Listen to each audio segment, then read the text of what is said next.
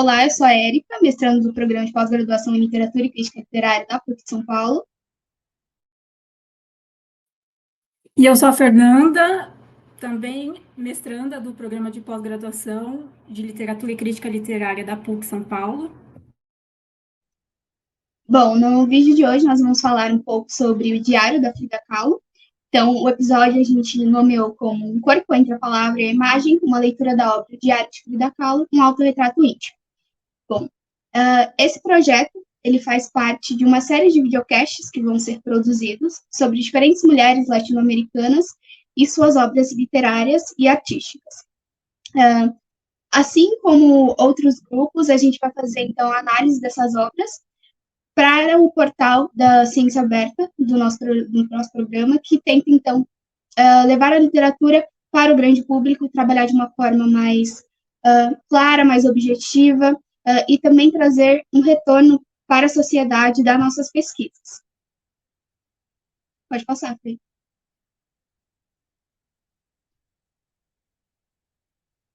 Bom, o nosso videocast ele vai ser dividido em alguns momentos.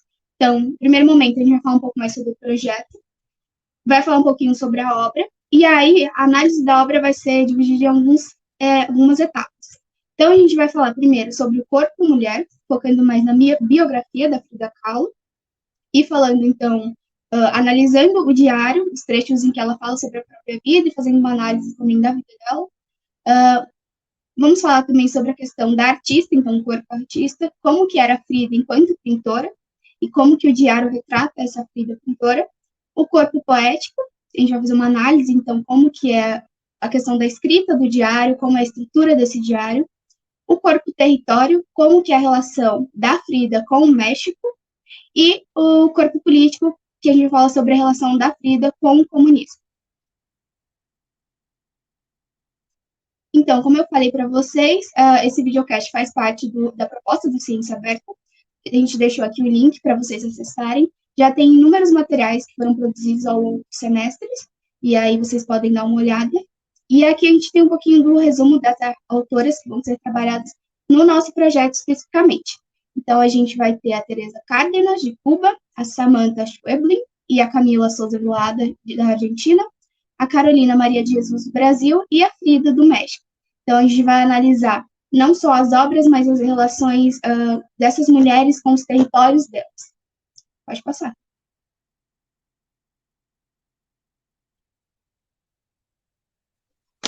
Bom, vamos começar, antes de tudo, a apresentar um pouco a obra, né, o livro, que é o Diário de Frida Kahlo, um autorretrato íntimo, que foi publicado no Brasil pela editora José Olímpio, em 94, depois de muitos anos, sem uma reedição desse livro.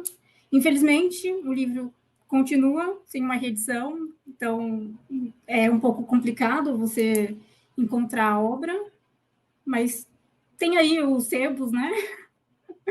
Eu acho que dá para encontrar em alguns sebos, não teve nenhuma reedição. O livro foi traduzido pelo Mário Pontes e introdução pelo escritor mexicano Carlos Fuentes, que ele fala um pouco da relação também da obra, né, da singularidade da produção artística, né, da Frida, em relação a esse diário, né, e toda a questão do discurso sociopolítico também, que toca, no contexto da Revolução Mexicana, né? E Fuentes destaca muito a importância desse diário, né, como obra de arte, que é bem legal. E, bom, fomos pesquisar um pouco sobre o diário em si, e aí você encontra em uma outra biografia, a Frida, a biografia da historiadora Hayden Herrera, nos dá um pouco mais sobre a origem desse diário, né?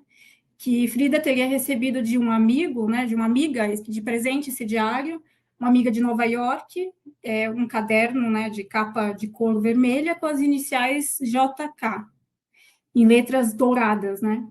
Que supostamente foi comprado em uma loja, né, de livros raros e tinha pertencido a um poeta inglês chamado John Keats, e por isso essas iniciais. Esse diário foi feito no período dos anos de 1944 e 1954, né, nos últimos 10 anos antes da morte da Frida. Foi um momento, né, de um período que Frida estava muito debilitada devido a todos os problemas de saúde do acidente que ela sofreu aos 18, né, e percorreu durante toda a sua vida. Esse caderno permaneceu guardado por mais de 40 anos, e na própria casa dela, onde ela nasceu e viveu todos os seus últimos anos de vida também.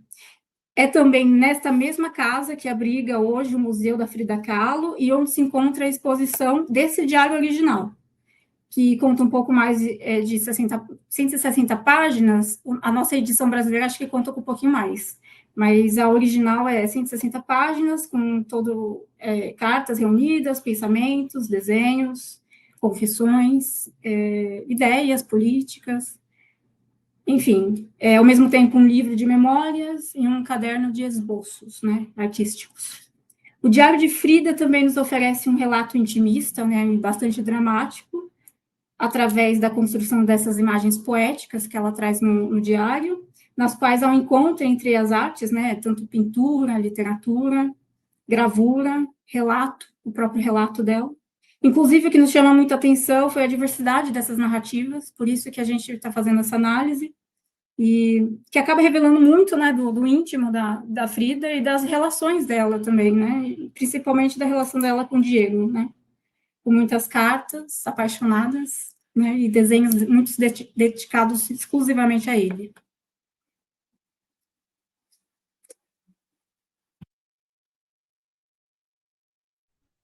Bom, antes da gente começar, vou tentar mostrar para vocês um pouquinho do diário e também das biografias que eu tenho da Frida, para a gente, né, entender um pouco melhor como que se constrói esse texto, né?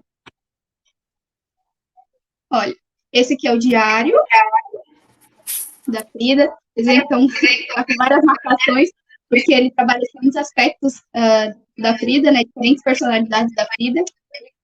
Essa aqui é uma versão que eu encontrei em sebo, né, como a Fernanda falou, é muito difícil da gente achar, então é um arquivo bem raro. Olha, tem algumas pinturas. Então, a gente tem na primeira parte a edição facsímile, né, do que seria o diário dela. E, ao final, a gente tem a tradução que foi feita, então, dos escritos dela, né, que facilita bastante para quem não fala espanhol. Aí a gente também tem, para quem quer saber um pouco mais sobre a vida da Frida, duas biografias, na verdade. Essa daqui, que é Frida Kahlo, Dor e Paixão. Foi o primeiro livro que eu li sobre a Frida. E aí ele é bem legal porque ele conta a vida da Frida a partir das pinturas. Ó. É um pouco mais resumido, então dá para a gente ter uma noção sobre a vida dela e sobre a obra. Tem vários quadros dela. Então, para quem se interessar. E a gente também tem a biografia, que é a mais conhecida, que é a da Raiden Herrera, que é esse calhamaço, ele é bem grossinho. E aí tem tanto a história, né, da vida dela, quanto imagens das obras e também fotos da Frida. Então, aqui, ó, a gente tem algumas obras, mas a gente também tem fotografias, então é bem completo. Então, para quem quer saber realmente sobre a vida, essas duas são mais indicadas. Né? A gente também tem, no diário, a gente tem o relato da vida e também dos processos criativos dela, mas também acho que essa biografia é um pouco mais completa, porque além de trazer trechos do diário, ela também traz cartas da Frida, então pode ajudar muito quem estuda autor e quem quer conhecer mais sobre ela, sobre suas obras. Bom, voltando então agora para os slides. Então, nesse momento, a gente vai falar primeiramente sobre a Frida mulher. Quem foi a Frida Kahlo e como que, através do diário, a gente consegue conhecer melhor sobre ela. Porque ela foi uma figura muito polêmica e gerou muitas especulações, né? Então, os casos amorosos que ela teve. Então, ela era uma figura chamativa e uma figura que era cercada de notícias, de escândalos. Então, é bom a gente também ler o diário, que a gente conhece a perspectiva realmente do que aconteceu sobre a vida dela, né? Pode passar, Fê. Então, ela começa falando um pouco sobre a vida dela, quem é a Frida Kahlo, quais são as origens dela. Então, nesse trecho a gente tem, então, esquema da minha vida. 1910, nasci no quarto da esquina de Londres com Allende e Coyacán. À 1h da manhã, meus avós paternos eram húngaros, nascidos em Arad, Hungria, e depois de casados foram viver na Alemanha, onde tiveram vários filhos, entre eles meu pai, em Baden-Baden, Alemanha, Guilherme Kahlo, Maria, Henriqueta, Paula e outros. Ele migrou para o México no século XIX. Aqui ficou pelo resto de sua vida. Casou-se com uma jovem mexicana, mãe de minhas duas irmãzinhas. Então, nesse primeiro trecho, a gente tem, então, aqui ao lado uma foto, um retrato, que a Frida pintou do pai dela, que era uma figura que ela tinha uma grande conexão, né? Quanto com a mãe ela tinha uma relação um pouco mais distante, com o pai ela tinha uma relação bem mais profunda. E ela falou no começo do trecho que ela nasceu em 1910, mas na verdade ela nasceu em 1907.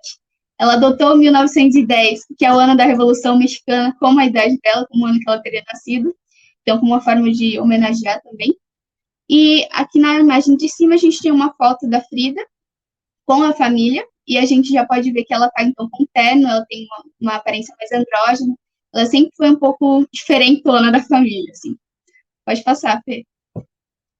E aí ela continua o relato dela, né? Ela fala sobre as irmãs, Luizita e Margarita, e aí essa primeira mulher do pai dela morreu muito jovem, e ele se casou com minha mãe, Matilde Caldeirão e Gonzalez, uma dos 12 filhos de meu avô, Antônio Caldeirão de Morelia, indígena mexicano de Michoacán, e de minha avózinha Isabel Gonzalez e Gonzalez, filha de um general espanhol que antes de morrer confiou-a com sua irmãzinha Cristina a um convento de freiras de Biscaia, de onde saiu para casar-se com meu avô, fotógrafo profissional que fazia daguerreótipos, dos quais ainda tem um. Então, aqui ao lado dessa descrição, a gente tem alguns quadros que a Frida pintou para representar a família dela. Então, esse ao meio é a Frida, os pais, os avós, e embaixo é um quadro mais geral da família dela que ela não conseguiu terminar. Então, ela não finalizou, tanto que algumas pessoas do quadro estão sem o rosto, né? E a primeira é uma foto dela com a mãe e com as irmãs. Por que as origens da Frida a gente trouxe e por que é tão importante? As origens da Frida, então essa origem indígena, mexicana, alemã, ela retrata nas obras dela. Então ela faz questão de trazer à tona as origens e de trazer como ela é uma mulher dual, ela não é uma mulher unicamente mexicana, apesar de ela ter muito orgulho de ser mexicana. Ela também tem outras origens que fazem parte dela como sujeito. Então ela sempre traz os elementos para as obras. Pode passar, Fê. Então, aqui ela conta um pouquinho sobre a infância. Minha infância foi maravilhosa, porque, embora meu pai fosse doente, tinha vertigens a cada mês e meio, era um exemplo notável de ternura e de trabalho, fotógrafo e também pintor, e, sobretudo, de compreensão para com meus problemas, que desde os meus 4 anos já eram de natureza social. Então, ela fala sobre uma questão de saúde do pai dela. O pai dela tinha epilepsia, então, até no diário das cartas, ela relata que muitas vezes o pai dela tinha crise e que ninguém explicava o que estava acontecendo, né? Então, ela ficava muito assustada. E ela, desde a infância, ela tinha questões sociais, mas que também foram agravadas com a questão da poliomielite, né? Ela teve aos 6 anos, e isso fez com que ela ficasse com uma perna atrofiada, então ela tinha uma perna maior que a outra, e ela passou muitos meses em casa. Então, ela passou, acho que 9 meses em casa sem poder sair. Então, imagina, uma criança.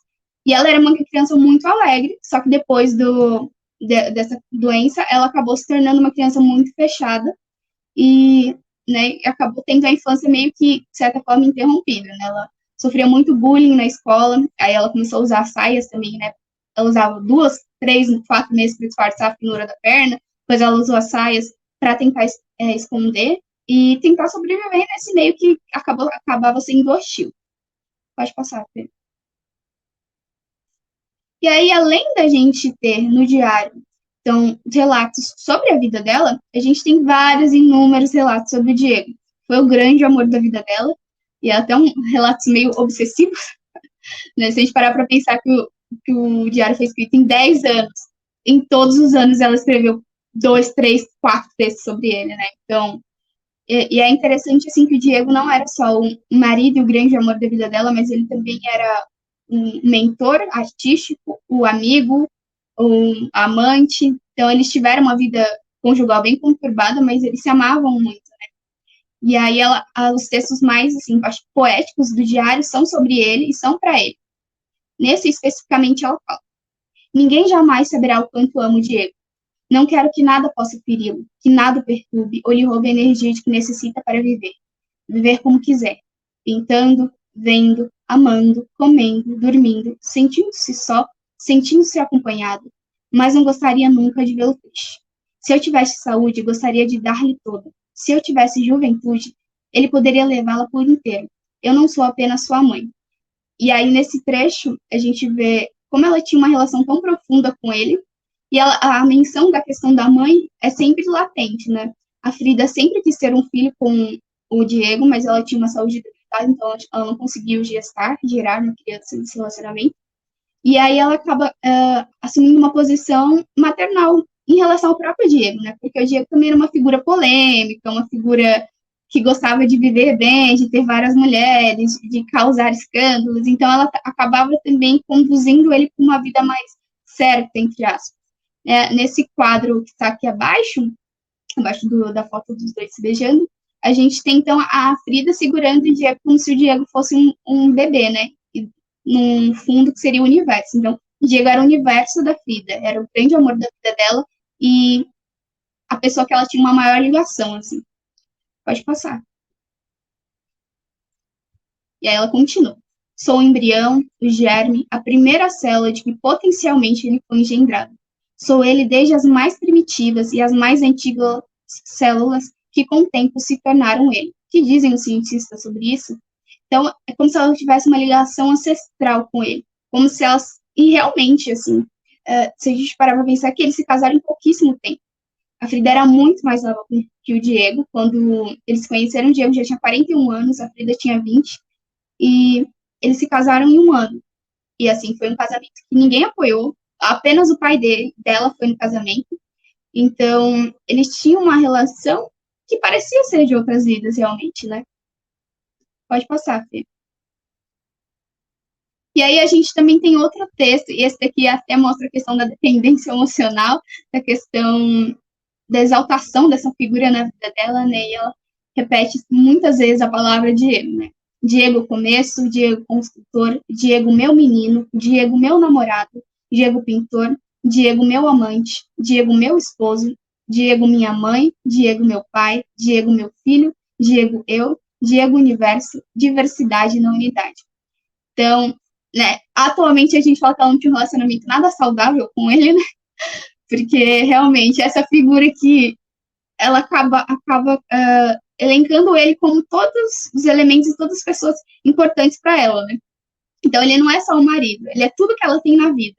Tanto que a gente vai ver ao longo do diário, os trechos em que eles estavam separados são os trechos em que a depressão dela estava mais latente, em que ela realmente queria desistir da vida. Então, o Diego também foi muito importante para que a Frida quisesse viver, né? E isso é muito, muito forte, né? Como é que você coloca a sua vida nas mãos de outra pessoa? Pode passar, Fê. Só que também esse relacionamento não era lindo e maravilhoso, né? Eles também tinham várias questões, vários conflitos. E aí ela diz nesse trecho: por que eu chamo de meu Diego? Nunca foi nem será meu. Ele pertence a si mesmo, correndo a todo. E aí eu coloquei para ilustrar alguns quadros da Frida. Então, o primeiro e o segundo, a gente tem a Frida pensando no Diego. Então, ele é o principal elemento dos pensamentos dela, ele é recorrente. E no que está mais abaixo, ela tem lágrima nos olhos, assim como o que está com a máscara, né? Por que essa questão das lágrimas, né? A gente não consegue fazer a leitura das obras da Frida, infelizmente ou felizmente, sem analisar a questão biográfica, porque ela mesma fala que ela pinta a própria realidade e o que é aquilo que ela mais conhece. Então, ela não trabalha com elementos surrealistas, como muitas vezes tentaram encaixar ela, né? Então, nesse momento, nesses quadros, ela está separada do Diego, e também eles acabaram tendo diversos conflitos porque ele traía ela com várias pessoas, né? Eles tinham, de certo modo, um relacionamento aberto, mas ele não se importava que ela tivesse relacionamentos com mulheres, mas com homens ele não gostava, né? E aí ele acabava também traindo ela com várias pessoas, mas acho que a pior traição para ela foi quando o Diego teve um caso com a irmã da Frida, a Cristina. Então, isso devastou ela demais. E eles acabaram se separando. Então, todas as vezes que o Diego está representado, ou são representações de amor ou representações de dor, porque apesar dela amar ele profundamente, ele também fazia ela sofrer muito. Pode passar, Fê. E aí, como eu falei para vocês, a Frida tinha depressão, e aí essa depressão ela também é manifestada no diário. Então, vários trechos são trechos fortes. Ela pensa na questão do suicídio, por exemplo, e ela mesma fala que quem não deixa ela cometer suicídio é o Diego.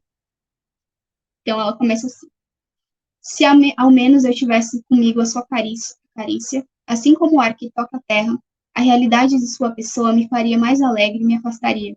O sentimento que me enche de cinza, nada em mim seria tão profundo, tão definitivo. Mas como explicar-lhe minha enorme necessidade de ternura? Minha solidão de anos, minha estrutura desarmonizada, pela insatisfação, pela inadaptidão, creio que é melhor ir. Ir e não fugir. Que tudo aconteça em um instante, tomara. E aqui eu coloquei ao lado o quadro Pensando na Morte.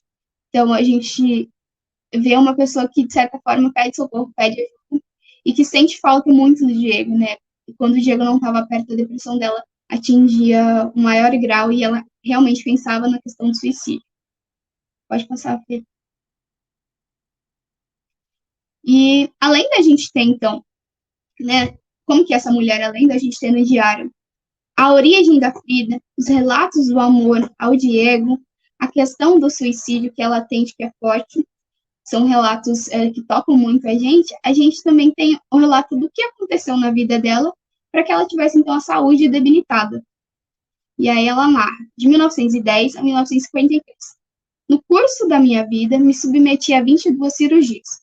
O doutor Juanito Faril, que considera um grande homem de ciência, é também um ser heróico, porque passou toda a sua vida salvando os enfermos, sendo que ele também era um enfermo. Primeira enfermidade aos 6 anos, paralisia infantil, poliomielite. 1926, acidente de trânsito com lápis. Então, aqui ela faz menção ao Dr. Juanito Faril, que é o doutor que realizou a maior parte das cirurgias dela. Eu vou até mostrar para vocês depois um quadro que ela tem com homenagem a ele. E também a acidente que ela sofreu, né? A questão da poliomielite aos 6 anos. E aos 18 anos, a Frida sofre um acidente grave de ônibus. Ela estava dentro de um ônibus e esse ônibus colidiu com, se eu não me engano, um trem, um comboio. Né? E a partir desse acidente, uma parte de um ferro atravessou o corpo dela e aí ela teve que ser submetida a diversas cirurgias. Ela não conseguiu gestar, que era o maior sonho da vida dela. Ela teve diversos problemas na coluna, então ela teve que fazer muitas e muitas cirurgias. E aí ela estava voltando da escola preparatória, né, porque ela chegou a fazer medicina e tudo. Ela estava voltando com um namorado, que está sendo representado nessa pintura, que ela fez em homenagem a ele, que era o Alejandro, que ela chamava de Alex. E eles estavam voltando e acabou vendo essa colisão. Então, no primeiro quadro acima, vocês conseguem ver também uma representação do ponto de ônibus em que ela estaria. E a gente tem diferentes arquétipos da cultura mexicana, diferentes pessoas que compõem a sociedade mexicana. E abaixo a gente tem um desenho que ela fez sobre como teria sido o acidente, né? Se vocês observarem, essa representação ela não é uma representação realista. Tem alguns elementos que estão voando e tal. Então, essas características fazem com que muitas vezes a Frida fosse considerada surrealista, que ela não concordava de jeito nenhum. Pode passar, Fê. E aí ela continua narrando os acontecimentos da vida dela. De 1950 a 1951. Passei um ano doente. 7 operações na coluna vertebral. O Dr. Fario me salvou. Me devolveu a alegria de viver. Mas ainda estou na cadeira de rodas e não sei se voltarei a andar imediatamente. Estou usando um colete de gesso, que apesar de ser uma coisa pavorosa, faz com que me sinta melhor da coluna. Não sinto dores, apenas um cansaço assustador e, como é natural, muitas vezes, desespero. Então, mais um relato, assim, muito forte. Aqui nas duas primeiras imagens, a gente tem o Dr. Faril. Primeiro é uma pintura que a Frida fez em homenagem a ele. E na segunda, então, tá ela e o doutor ao lado da pintura. Então, ela, como eu falei, ele tinha uma perna menor que a outra também. Então, além dela admirar ele como médico, ela admirava a força que ele tinha, né? Porque apesar dessa questão, ele acabava ajudando outras pessoas a ter uma saúde melhor. E abaixo a gente tem os coletes que a Frida usava, né? Ela utilizava esses coletes também de gesso como forma de pintura, então ela fazia no próprio corpo vários desenhos, e esses objetos acabaram virando objetos de arte, né? E ao lado a gente tem uma pintura também que ela está com um dos coletes na mão, e na marca a gente tem o corpo dela após uma cirurgia. Pode passar. Bom, e aí ela continua. Agosto de 1953. Não há dúvida de que vão me amputar a perna direita. Detalhes sei poucos, mas as opiniões são muito sérias. Dr. Luiz Mendes e o Dr. Juan Faria. Estou preocupada, muito, mas ao mesmo tempo sinto que será uma libertação. Tomara que, podendo caminhar, eu possa dar a Diego toda a energia que me resta. Tudo para Diego. Então, novamente, aqui ela retrata a saúde debilitada, né? Ela sofreu realmente a amputação da perna. E muitas pessoas não sabem que a Frida era uma pessoa PCD, que era uma pessoa cadeirante, né? O que acaba tornando ela ainda mais especial e ainda mais forte, né? Não só por isso, né? Ela também era uma mulher bissexual, uma mulher comunista, uma mulher que fugia aos padrões estéticos do período, e então ela era uma personalidade muito forte. E é até interessante a gente ler o diário, porque a gente tem acesso a uma outra Frida, porque socialmente ela se mostrava aquela Frida forte, aquela Frida que, independente das situações, dos escândalos amorosos, era uma mulher que sabia o que queria e que continuaria pintando. Mas internamente a gente vê como ela estava destruída, como ela sentia dor emocional e física. E aí nesse trecho, então, ela tem relato da amputação da perna dela. Acima, a gente tem um dos acessórios que a Frida passou a utilizar depois da amputação. Esse acessório ficou, assim como muitos outros elementos, escondido em um quarto, né, na casa azul, né, porque ela morava numa casa azul e o Diego na casa rosa. E aí eles moravam em casas separadas, mas a casa era ligada por uma ponte. E aí tinha um quarto nessa casa azul com vários elementos que ficaram escondidos por muito tempo, né, inclusive esse. E aí, abaixo dessa foto desse acessório, a gente tem no diário, então, uma página em que ela retrata essa questão da amputação. A gente tem uma perna, então, que seria retirada. E acima desse corpo que tem asas, a gente tem uma pomba, porque era como ela era conhecida, né? O Diego era o elefante, o sapo gordo, e ela era a pomba, né? Porque eles tinham uma diferença de altura, assim, de estatura muito grande. E a gente vê que nesse retrato a gente tem o corpo com asas, porque ela mesma fala em um trecho que pés para que te queres, tenho asas para voar. Então, ela tentava se manter firme, independente dessa questão da amputação. Pode passar, Fê. Bom, e aí que novamente, então, depois da amputação da perna, a questão do suicídio volta muito forte para a vida, a depressão volta muito forte, e aí ela escreve esse trecho. 11 de fevereiro de 1954. Há 6 meses, amputaram-me a perna, torturaram-me durante o século, e em alguns momentos quase enlouqueci. Continuo a sentir vontade de me suicidar. Diego é o que me impede, despertando em mim a vaidade de pensar que possa fazer falta. Ele diz, e eu creio nele, mas nunca sofri tanto na vida. Esperarei algum tempo. E aí, novamente, como a gente vê que o Diego também foi essencial para que ela não fizesse isso, só que há ainda indícios e boatos de que a Frida realmente teria se suicidado, né? Nunca ficou comprovado, mas ainda tem.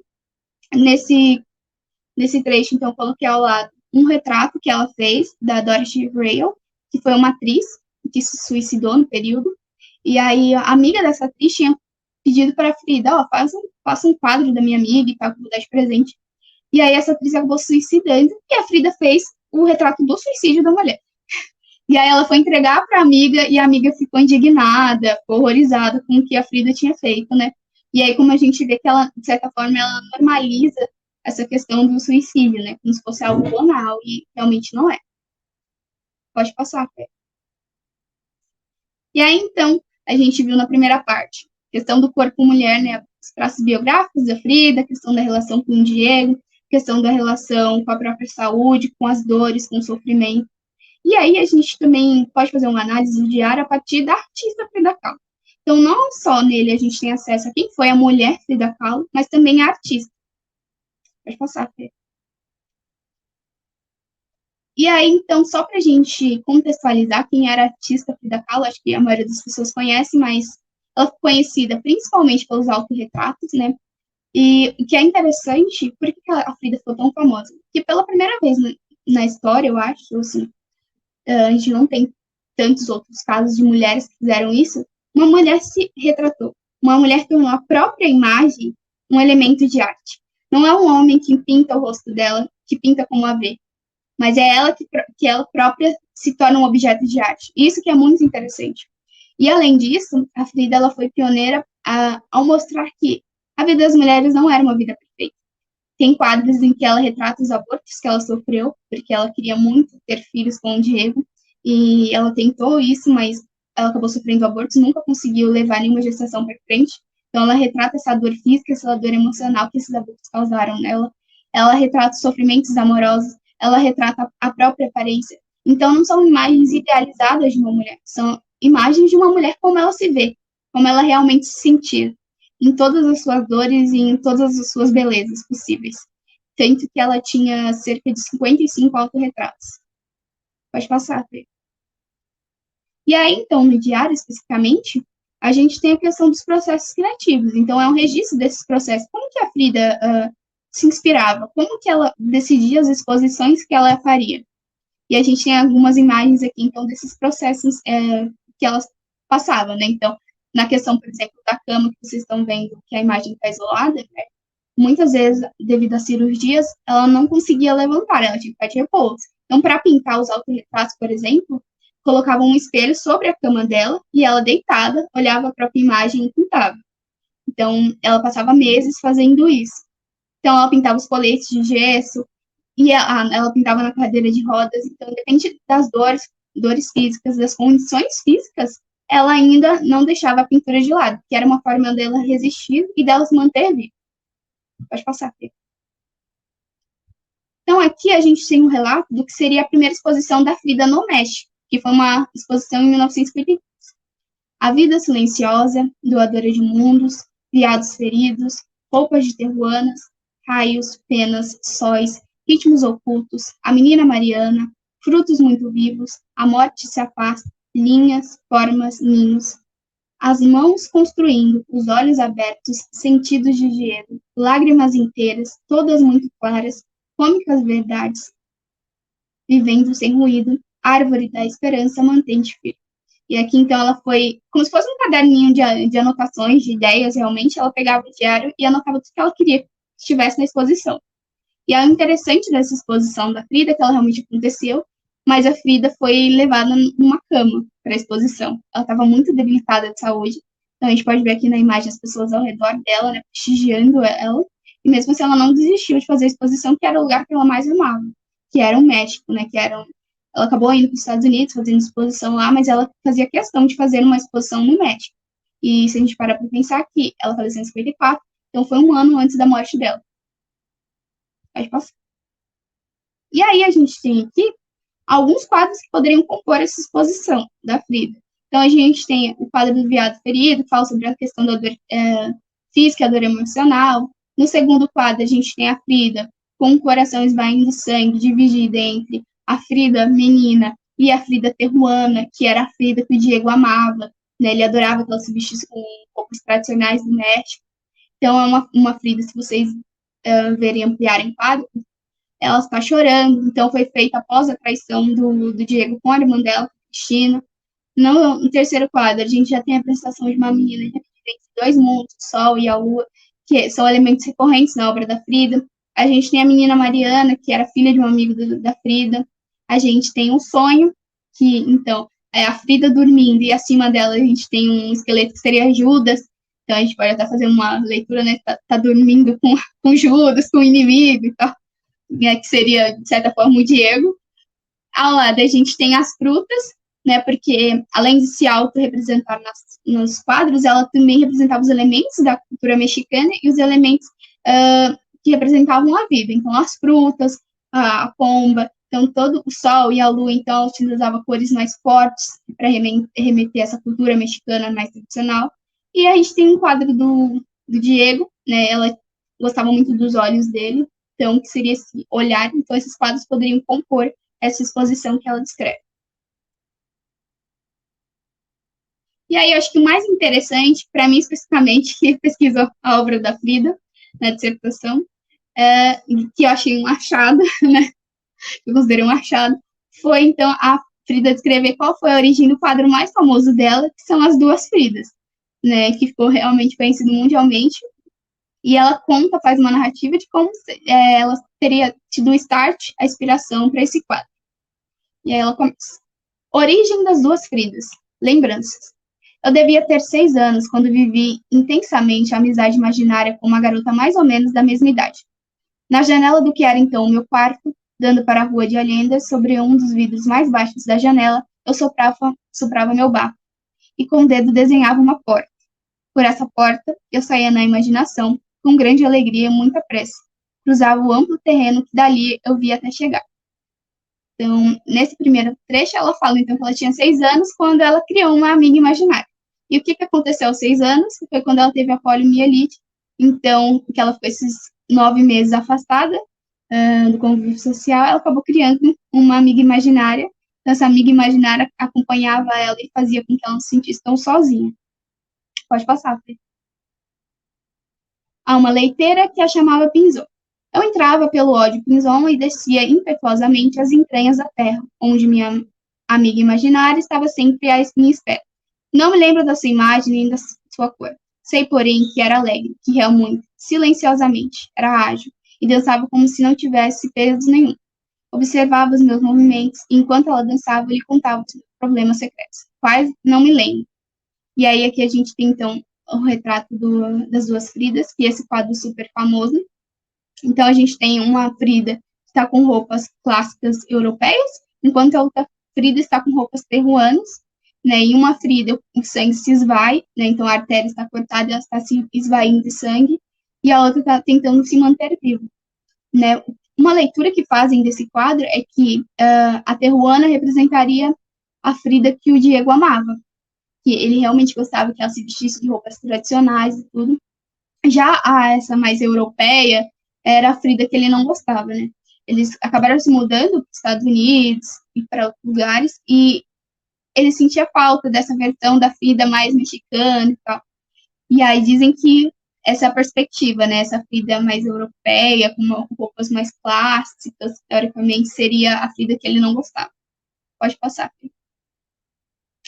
Minha voz bastava para que ela soubesse tudo de mim. Quando eu voltava à janela, entrava pela mesma porta desenhada no vidro. Quando? Durante quanto tempo havia estado com ela? Não sei. Podia ter sido um segundo ou milhares de anos. Eu era feliz. Pagava com a mão o desenho da porta e desaparecia. Corria, meu segredo e minha alegria, até o recanto mais afastado do pátio de minha casa. Era sempre o mesmo lugar, embaixo de um grande cedro, gritava e ria. Pasma de estar. Pode passar, Fê. Sozinha com minha grande felicidade e a nítida lembrança da menina.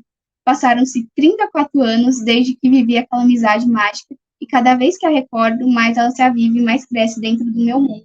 Pinzon, 1950, Frida Kahlo, As Duas Fridas, Coiacã, Alienda, 52. E aí, nessa página, a gente tem abaixo do relato uma ilustração desse encontro e de como ela entraria nesse novo mundo. O que é interessante nesse relato é que ela se autoficcionaliza, então ela se torna uma personagem da própria narrativa, e é como se tivesse um jogo também de ficcionalização. Então é toda uma fábula infantil, né? Ela não só se lembrava que ela tinha tido uma amiga imaginária, ela tinha toda uma narrativa e ela ainda conseguia lembrar da narrativa dessa amiga. E é muito interessante como, então, a partir dessa amizade, ela acabou construindo um quadro com uma dupla representação. E essa dualidade é muito comum, não só nesse quadro, mas também em vários outros quadros da Frida. Sempre vocês vão ver duas versões da Frida, ou elementos que se completam, tipo o Sol e a Lua. Então, é um elemento muito recorrente. Bom, e aí, então, a gente tem, além da questão dessa narrativa que ela cria, né, essa narrativa mais infantil, infanto-juvenil, essa narrativa de criança, em que ela se autoficcionaliza, a gente também tem narrativas em que a Frida, além de escrever, ela não só escreve, ela acaba ilustrando como seriam essas narrativas. Então, ela cria personagens, não só aquela amiga imaginária, mas outras figuras. Então, aqui a gente tem um casal, que é o Estranho Casal da Terra do Ponto e da Linha. Então, ela cria um universo para esse casal. Olho Único casou com a belíssima Neferizes, a imensamente sábia, em um mês calorento e vital. Desse casamento, a ela risca, nasceu-lhes um filho de rosto estranho que se chamou Neferúnico e que foi o fundador da cidade chamada Loucura. Então, o que é interessante nessa ilustração que ela faz é que se parece muito com as figuras egípcias bidimensionais, né? Eles não têm profundidade. E no diário, por exemplo, da Raiden Herrera, que a gente tem que ela narra que a Frida acabou visitando uma exposição do Picasso em 1944 e ela se inspirou e criou esses desenhos, né? Mas esses desenhos ela nunca utilizou, por exemplo, em quadros dela, porque não era a arte que ela queria publicamente, né? E aí, então, eles têm esse casal, e esse casal tem um filho, pode passar, Fê, que seria um Neferúnico, que é o fundador da Cidade de Loucura. E aí, se a gente observar, eles têm traços tanto da mãe quanto do pai, como se tivessem um rosto. E em algumas leituras, por exemplo, o casal, um homem seria o Diego, porque ele tem sobrancelhas mais, sobrancelhas não, olhos, aqueles olhos profundos, e a mulher seria a Frida por conta das sobrancelhas arqueadas, mas não há nada que comprove isso. Então, se a gente fosse nessa leitura, a gente poderia dizer que seria o filho que a Frida queria ter tido com o Diego. Seria o Neferúnico, uma mistura dos dois, né? Que a gente pode parar para pensar assim, ela queria tanto ser mãe, ela poderia ter adotado uma criança, por exemplo, mas não, ela queria gestar. Ela escrevia várias vezes e pintava que ela queria realmente gerar um filho. E aí, então, esse fundador da loucura, por que loucura? Seria, então, o lugar que as pessoas vivem fora da ordem, né? Então, essa loucura também representaria a questão da gestação, que era uma impossibilidade para Frida. Pode passar.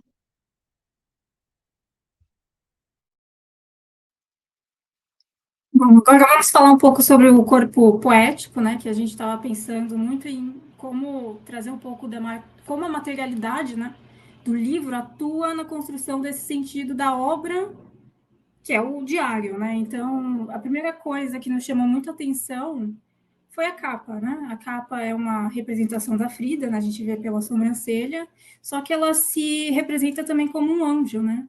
Um anjo nu.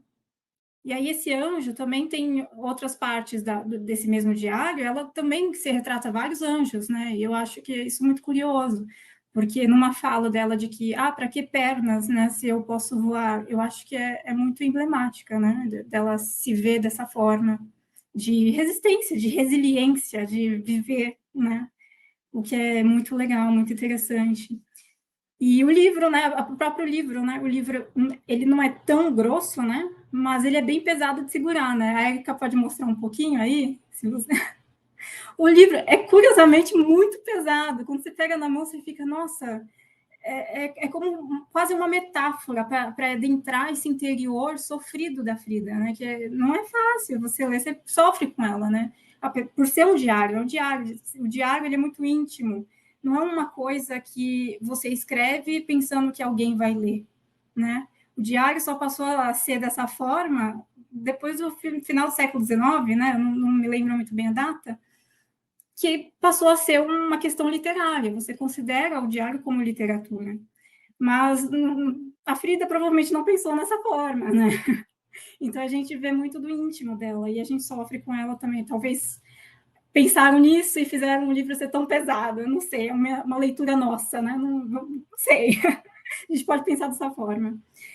Também tem a questão da grafia, né? Deixa eu mudar aqui. A grafia da Frida é algo que realmente perpassa o diário, porque ela começa com uma grafia muito bonita, né? Você consegue ver aqui no lado, né? Uma carta que ela escreveu para o Diego, que é uma grafia bonita, arredondada, bem feita, né? E aí a gente pode ler aqui que ela fala muito sobre o Diego, né? Diego, é uma verdade bem grande que eu não queria falar, nem dormir, nem ouvir, nem querer. Sentir-me encerrada, sem medo, de sangue, sem tempo nem magia, dentro do meu próprio medo e dentro de tua grande angústia. O mesmo, o mesmo no ruído de teu coração, toda essa loucura, se a ti perguntasse, sei que seria, para o teu silêncio, pura confusão. Peço-te violência, na desrazão, tu me dá a graça, tua luz e calor. Gostaria de pintar-te, mas não há cores. Por haver tantas, em minha confissão, a minha forma concreta do meu grande amor, F. Hoje Diego me beijou. Cada momento, ele é meu filho nascido a cada instante, a cada dia, de mim mesma. E é interessante, né, dessa relação com o Diego, porque ela vai mostrar também na grafia, né? Não só, como chama? Não é só na grafia, mas também na cor da caneta que ela usa na grafia, às vezes. Ela coloca muito do sentimento dela nas cores. E também, no final do livro, né, do diário, você vê que a grafia dela já está muito mais desleixada. Não desleixada, né? Está mais trêmula. Provavelmente porque foram os últimos anos, né, da vida dela, eu acho que deve ter sido muito sofrido, né, muito dolorido, né. E as pinturas, né, as cores também, que a Érica mostrou várias partes, né, do livro, as cores que ela usa nos desenhos, né, nas pinturas, parece refletir também muito, não só do seu interior, mas também da sua cultura, né, isso é muito bonito, né. O diário, ele é também híbrido, né? Então, ele é fragmentário, a gente não tem tantas datas, ela tem algumas datas, mas não tem todas. O leitor deve muito preencher os vazios com seu próprio conhecimento sobre a vida e sobre a obra da Frida. Porque para a Frida parece que não há limite, né, entre a vida e a arte, né? Ela fez da sua vida arte, então eu acho que essa é a parte mais importante de sua questão do corpo poético. Você vê até que a forma que ela escreve parece muito poesia, né? O que é muito interessante. O diário também tem a imagem, né, da artista, como a Erika disse, né, sem máscaras.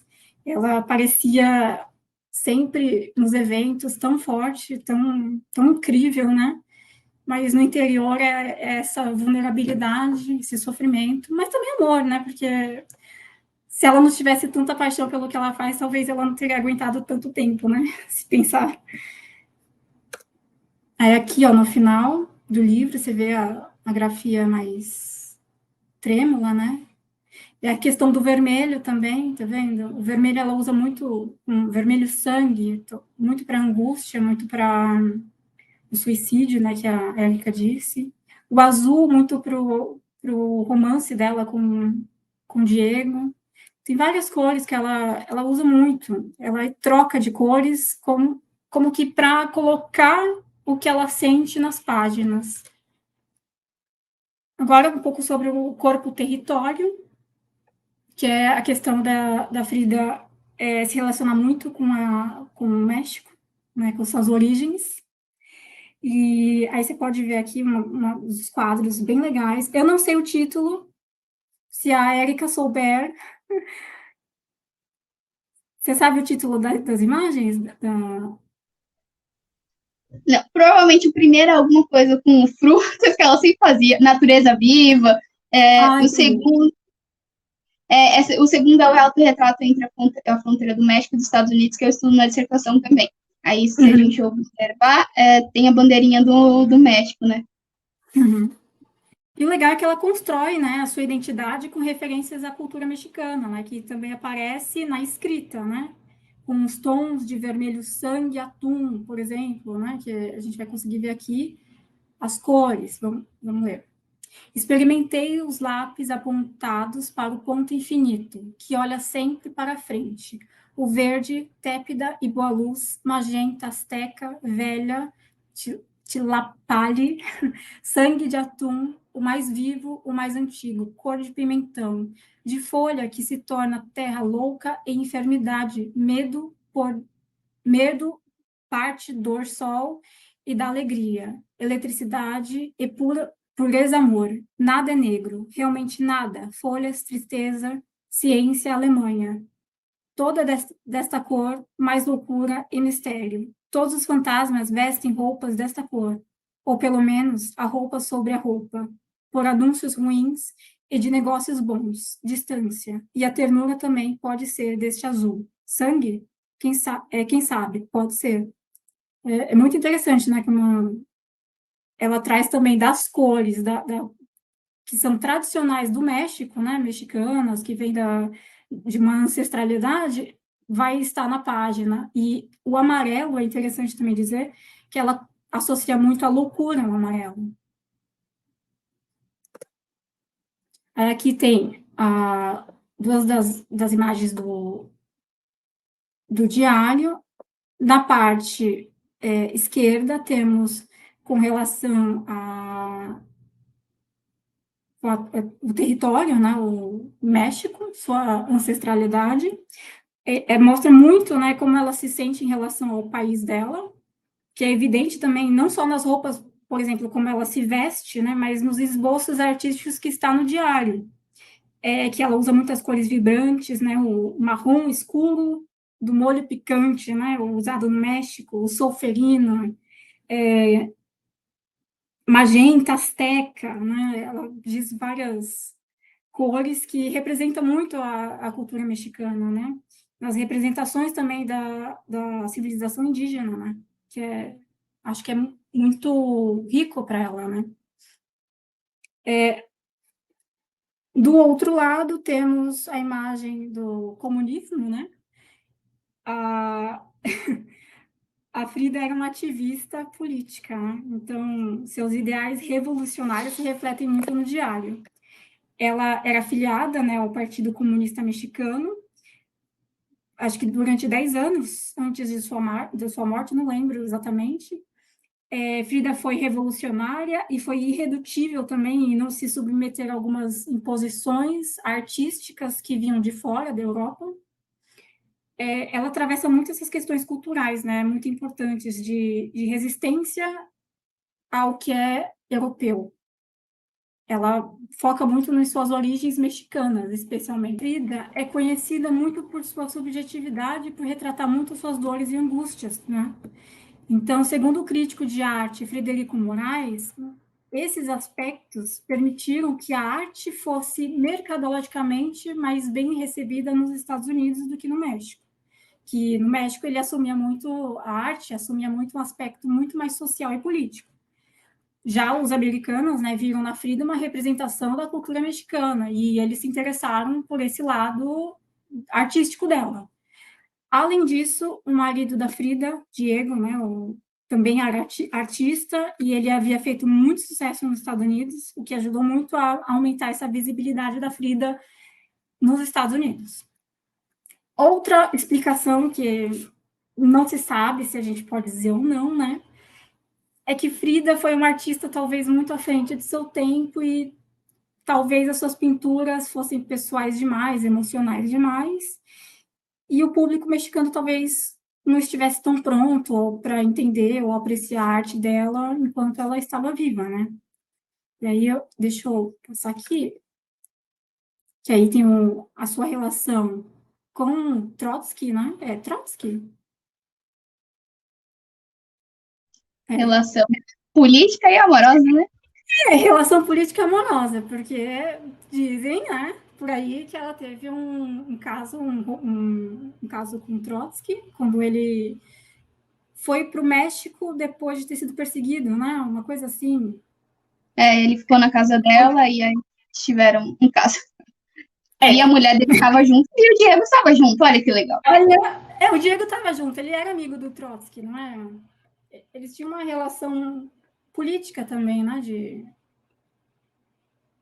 O Trotsky e o Diego.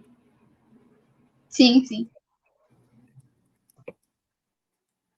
Aí aqui a gente trouxe um pouquinho do que a Frida coloca, né? Aqui tem até a data desse aqui, em todos tem a data, né? 4 de novembro de 1952. Hoje estou bem acompanhada do que já estive durante sozinha 23 anos. Sou comunista. Sei, li metodicamente, todas as origens básicas ligam-se às raízes antigas. Li a história do meu país e a de quase todos os povos. Conheço suas lutas de classe e seus conflitos econômicos. Compreendo claramente o materialismo dialético de Marx, Engels Lenin, Stalin e Mao Tse. Eu os amo por serem os pilares do novo mundo comunista. Desde que Trotsky chegou ao México, compreendi o seu erro. Jamais fui trotskista. Mas naquela época, em 1940, minha única aliança era com. Aí a gente passa por uma outra parte, né, que ela fala do Diego, e como também ele influenciou também ela na questão política, né? Diego, pessoalmente, fervor político, mas devo levar em conta que vivi doente desde os 6 anos de idade, e que realmente, por breves períodos de minha vida, eu gozei, verdadeiramente, de boa saúde, e por isso não fui útil ao partido. Agora, em 1953, depois de 22 cirurgias, me sinto melhor. Poderei, de vez em quando, ajudar meu partido comunista, já que não sou uma operária, já que sou uma artesã e aliada incondicional do movimento revolucionário comunista. Pela primeira vez na vida, minha pintura se propõe a auxiliar a linha traçada pelo partido, realismo revolucionário.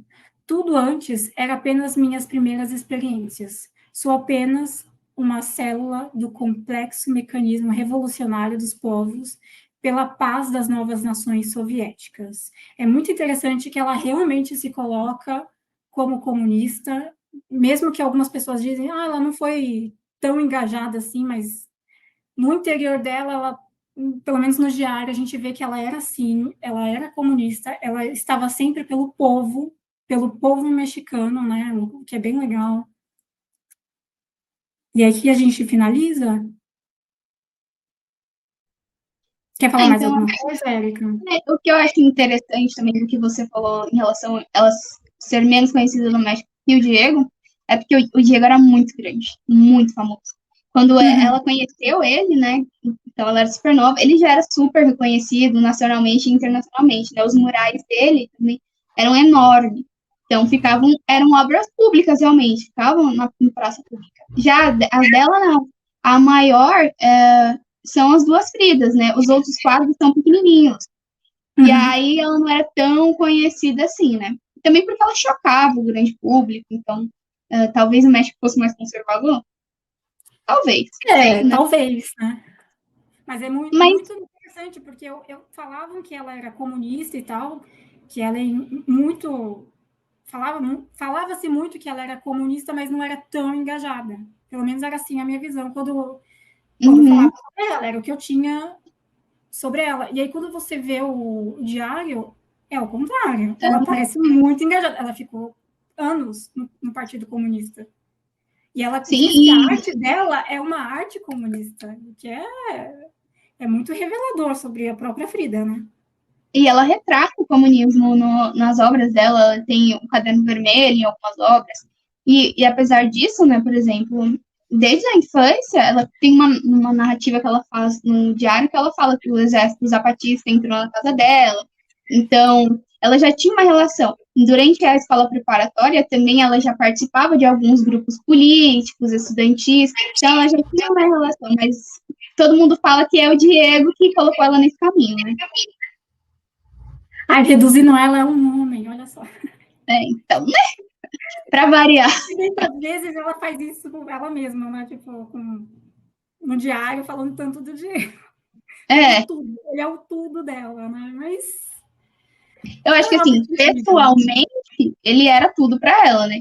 Mas enquanto artista, a Frida superou os ensinamentos dele. Tem algumas obras no começo da carreira que a gente vê que tem uma influência muito forte do traço dele mesmo, da forma como ele representava as pessoas nos murais e tal. Mas ela foi se desprendendo totalmente disso, né? Foi se tornando maior que ele. Não, a Em arte alguns dela é realmente muito única, né? Você olha, você já sabe que é da Frida. Você bate o olho, isso aí é Frida. Então, acho que foi isso, né, para a gente finalizar. Então, a gente queria agradecer todo mundo que tirou um tempinho para assistir o videocast. A gente espera que vocês também assistam os outros que estão sendo produzidos pelo nosso grupo, né? É muito interessante a gente ver as artes que são produzidas por essas mulheres latino-americanas e como essas mulheres deram a própria cara, né, a essas obras. A gente espera que também vocês visitem o portal de Ciência Aberta, né? Tem vários materiais legais produzidos em semestres passados e nesse semestre. E até a próxima. Obrigada. Tchau, gente.